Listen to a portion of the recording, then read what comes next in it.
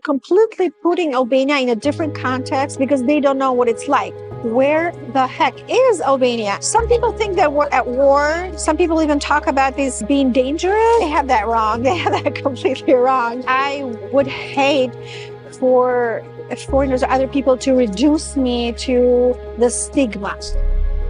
Most people come for the coastline, turquoise water, rugged mountains, and some of the last untouched beaches in Europe. But that is not what makes Albania interesting, because beyond the tourism boom is a country that's still widely misunderstood, shaped by isolation, rapid change, and a complex cultural identity.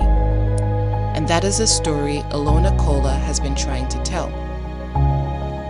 Kola was born and raised in Albania and moved to the United States after the fall of communism, making the United States her home for decades. Years ago, she decided to move back with her family. With a background in finance and banking, she has worked with the US Department of State and the Albanian government, but her deeper focus is cultural, exploring how history, identity, and perception intersect. After years of being asked to explain where she's from, she turned that question into a book, When in Albania. So in true Albanian fashion, I sat down with her at a cafe in Durrës, not just to talk about Albania, but to understand why it's so often misunderstood.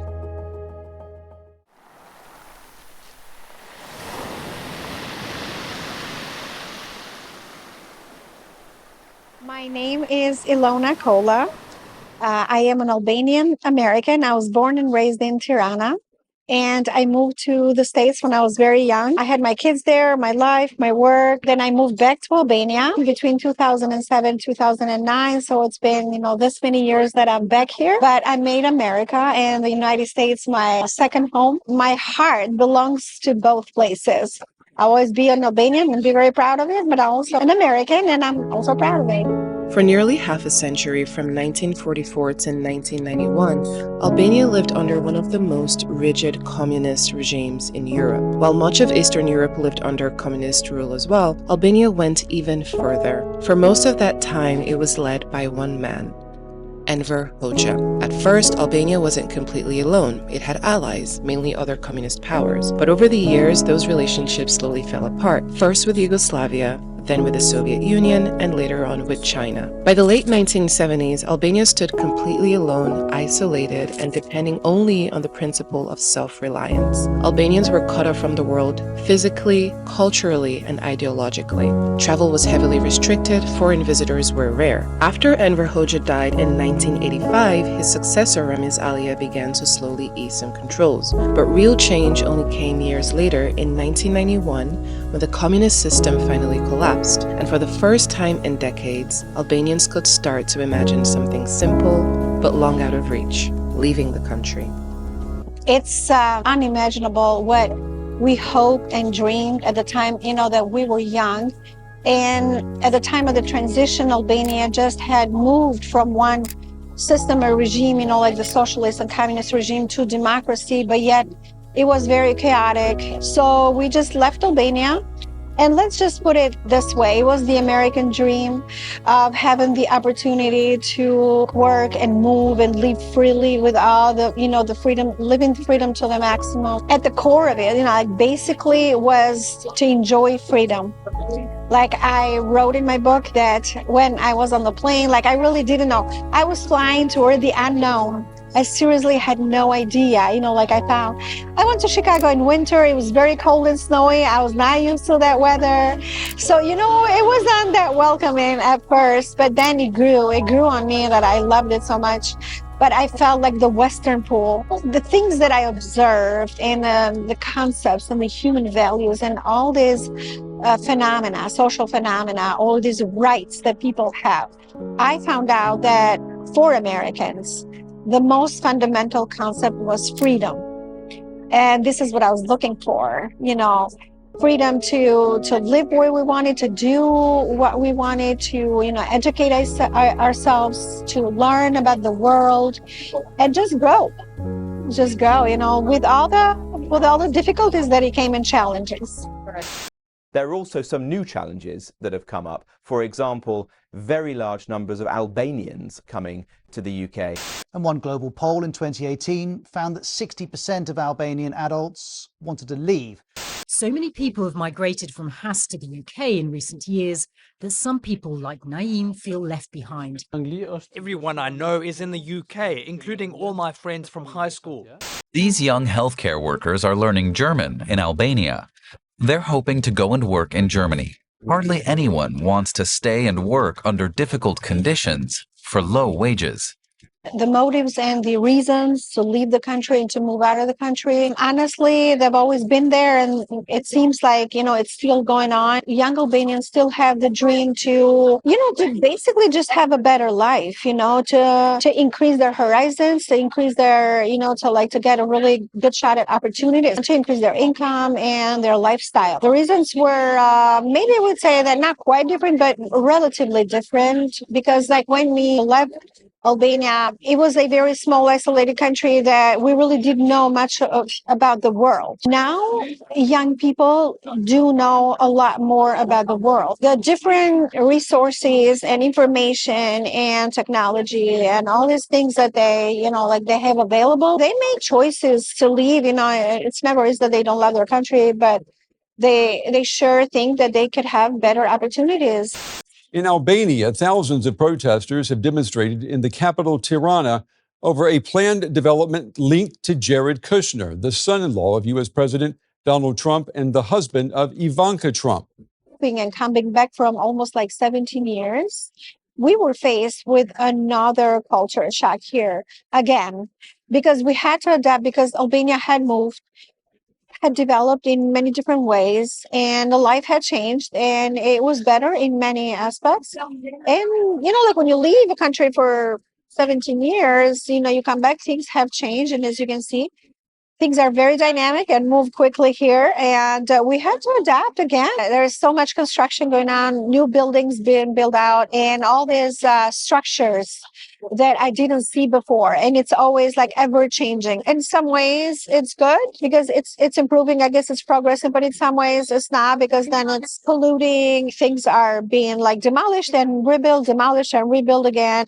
I would like to have a little bit more stability, or transparency, unfolding, or whatever the urban planning for the cities are.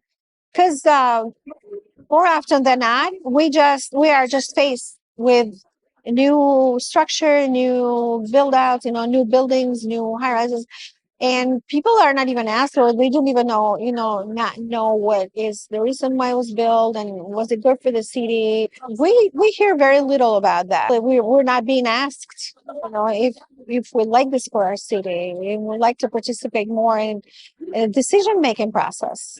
Many foreigners, people from all over the world, tourists, expats, people who want to be here for a short time, passing through, just want to be here for 3 months or even live here. And they they bluntly say they want to live here.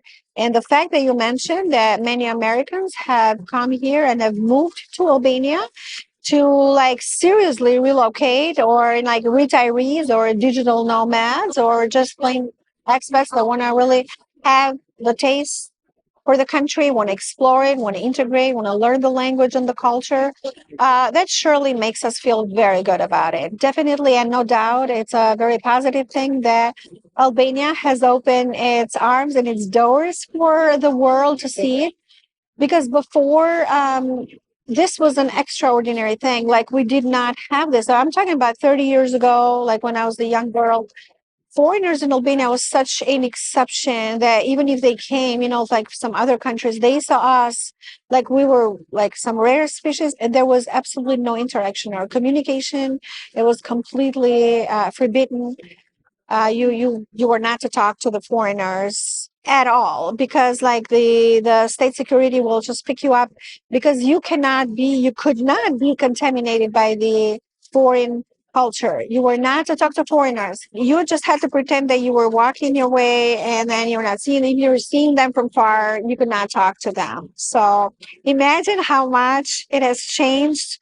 Now people from all over the world are coming to Albania. It prompted me to write this book, When in Albania. serving as a guidance, as a friendly guidance and reminder, and designed as a crash course in Albania. I mentioned here the 10 most common reasons, and for people to come to Albania, because I interviewed a lot of people on the street and asked them, like, well, how did you hear about Albania? Like, why did you decide to come here? What do you like about it? And just give me one cultural tip. So, many of them said we are very curious. For many of them, it's budget friendly, and it's in some ways it's low cost. And they all mention the Albanian hospitality. They are very curious about history, our history, geography, religion, politics, the country itself, and what it entails and what it hides.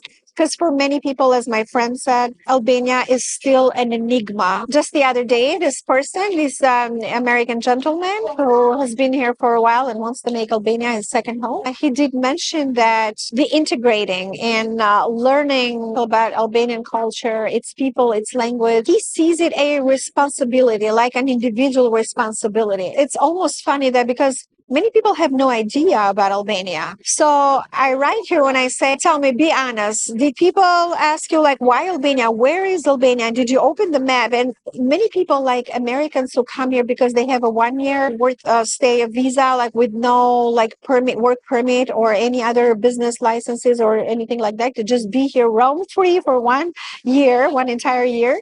And other people too, from other countries. Most of the people, they just are kind of like detouring and like defaulting coming to Albania. Even I had people there, like, I looked on the map, I'm like, where the heck is Albania? Are you sure there's not a war going on? Even if they don't know it, they get it wrong because they're completely putting Albania in a different context because they don't know what it's like. Some people think that we're at war. Some people even talk about this being dangerous. They have that wrong. They have that completely wrong. But it could work to their advantage because they have like a good surprise, so yeah, there are good and bad people everywhere. Some people who do bad things, they give a bad name to their country, just like everywhere in the world.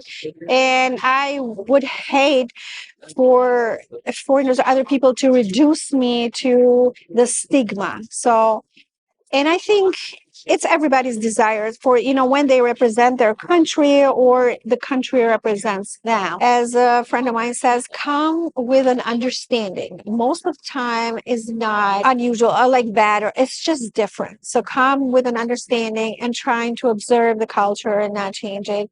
And maybe get a little bit more in-depth knowledge, like why Albanians do the things they do or why they are the way they are, like the historical context puts so much perspective, to it. So what I aim to give with this book is like my personal blend shifts from my personal opinions and preferences to a burning desire to show the world. I mean, the burning question is like, what's Albania really like? What does it hide? Like cultural insights, practical guidance tips, places to see, dishes to try, to meet people, like have a real taste of the country.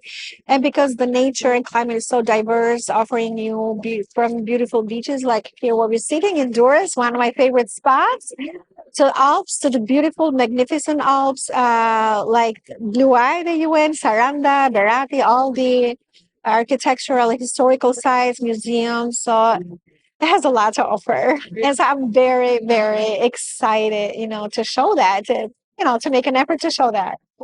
All these pictures in the book, at the section with the photos and all the sites to see and the tips and everything else, given by expats, tourists, and like just random people on the street and photos that they took. All the photos of the book are original. None of it is from internet, but I want to show you, this is the Nana, one of the nanas. You can relate, right? With a wonderful lady that we met today. And so this is why I put her there. Taking into the hospitality. Yes, and the food and everything else. Like the first do that I've had, I'm like, enjoy the coffee culture. Okay, and I have to say that because coffee is a lot more than it says, and it promises to be a business meeting, a family meeting, a leisurely, time passing, a reunion with a friend, just like enjoying the weather. And so, do enjoy the coffee culture. And the second one is do accept the food that Albanians give you. Yeah, force feeding. Yeah. You have no way of winning that battle. They'll insist they give you burek and dessert and tangerines and rakia and fruit. Albanians take great pride in their cuisine, and by accepting, you're honoring their hospitality and making them genuinely happy. And don't even try to resist. They will insist until you give in. The first don't. Okay, the first don't that I have here is do not expect the same standard of service or like level of patience. It's different. It's different.